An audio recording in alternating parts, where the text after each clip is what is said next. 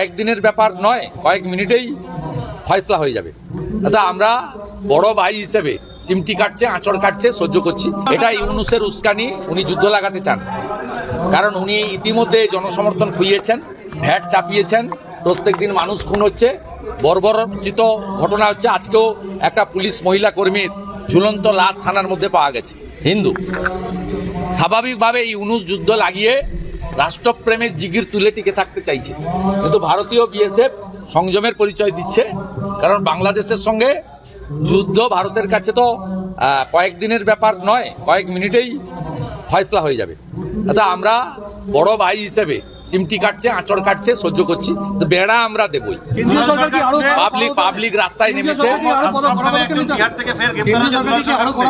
কেন্দ্রীয় সরকার সাথে আছে বলেই তো কালকে হটিয়ে দিয়েছে ওদেরকে। পাবলিক সাপোর্ট করছে, কোচবিহারেই বলুন, জলপাইগুড়িতেই বলুন, মালদাতেই বলুন, সর্বত্র জনগণ এগিয়ে এসছে। ভারতীয় জনগণ ভারত মাতা কি জয় বলছে, জয় শ্রীরাম বলছে। ও কাঁটাতারের বেড়া দেওয়ার কাজে তারা হাত লাগিয়ে। সীমান্তে শাসক দলের যারা মদতপুষ্ট চোরাকারবিরা তাদের কিভাবে নিয়ন্ত্রণ করা সম্ভব? শাসক দলের মদতপুষ্ট যে সমস্ত চোরাকারবিরা আছে তাদের কিভাবে চাইলে নিশ্চিতভাবে করা যায়। সেক্ষেত্রে রাজ্য পুলিশ তার সহযোগিতা দরকার। যে সহযোগিতাটা ত্রিপুরা, আসাম, মেঘালয়, মিজোরামের সরকার করছে বিএসএফকে বা কেন্দ্রীয় এজেন্সিকে, পশ্চিমবঙ্গে সেই সহযোগিতা পাওয়া যাচ্ছে না। কারণ এরা রোহিঙ্গা মুসলমান, এদের জাল আধার কার্ড ভোটার লিস্টে নাম তুলছে। আনসারুল বাংলার সাদ শেখ তিনি দুবার তৃণমূলকে ভোট দিয়ে দিয়েছেন মুর্শিদাবাদে যে জঙ্গি ধরা পড়েছে।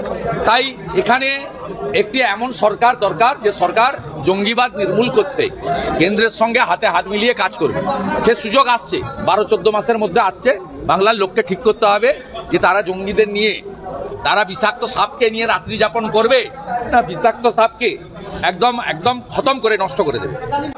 ধর্মীয় কারণে উৎপীড়িত হওয়া বাংলাদেশের হিন্দুদের, বুদ্ধিস্টদের শরণার্থী হিসাবে মর্যাদা দেবে, বাড়ি করে দেবে, জলের ব্যবস্থা করবে, কাজের ব্যবস্থা করবে, 3 বেলা খাওয়ার ব্যবস্থা করবে, চিকিৎসা করবে।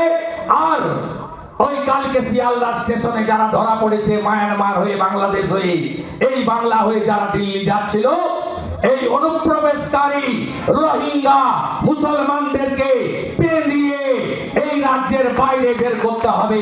এটাই হচ্ছে একমাত্র সমাধান। গোটা পৃথিবীর হিন্দুদের, বাংলাদেশের হিন্দুদের পাশে দাঁড়ানো উচিত। সেই কাজ আমরা আমাদের সীমাবদ্ধ ক্ষমতার মধ্যে দাঁড়িয়ে এপার থেকে করেছি।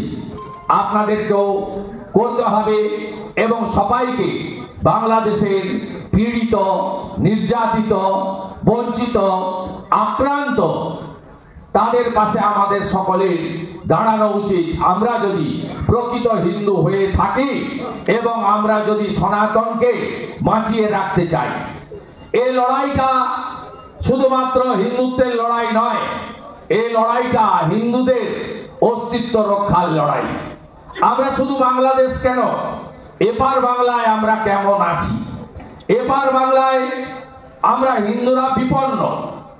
আপনারা জানেন যে আমি বর্তমান শাসক দলের অনেক গুরুত্বপূর্ণ জায়গায় ছিলাম, প্রশাসনিক এবং দলগতভাবে। তারা আমাকে তাড়ায়নি, আমাকে তারা ধরে রাখার চেষ্টা করেছেন শেষ দিন পর্যন্ত, 1 ডিসেম্বর 2020 পর্যন্ত। আমি ওই দলকে পরিত্যাগ করেছি। তার মধ্যে অন্য কারণগুলির মধ্যে সবচেয়ে বড় কারণ যেটি ছিল সেটা হচ্ছে অ্যাপিজমেন্ট, তুষ্টিকরণ, তোষণের রাজনীতির বিরোধিতা করার জন্য। তাই আমরা এপার বাংলার হিন্দুরাও কেউ ভালো নেই, ভালো থাকতে পারি না। তার কারণ রক্ষক যদি ভক্ষক হয় কখনো আমরা টিকে থাকতে পারবো না। আমি এপার বাংলার হিন্দুদের অবস্থা আপনারা অনেক সভা সমিতি, মিডিয়া, সোশ্যাল মিডিয়া নানাভাবে শুনেছেন, জেনেছেন। 2024-এ দুর্গাপুজো থেকে শুরু করে কার্তিক পুজো এমন কোন সনাতনী ধর্মীয় আচার অনুষ্ঠান নেই যেখানে আমরা আক্রান্ত হইনি। শুধু তাই নয়, প্রত্যেক দিন সকালবেলা, শীতের সকালে আপনি গোটা পশ্চিম বাংলায় জাগ্রত, প্রতিষ্ঠিত শতাব্দী প্রাচীন মন্দিরগুলো থেকে, সমস্ত বিগ্রহ থেকে শুরু করে মন্দির থেকে চুরি, এটা একটা নিত্য নৈমিত্তিক ঘটনায় পরিণত হয়েছে পশ্চিমবঙ্গে। শুধু বেলডাঙাতে কার্তিক পুজোকে কেন্দ্র করে একাধিক মন্দির ভাঙা হয়েছে।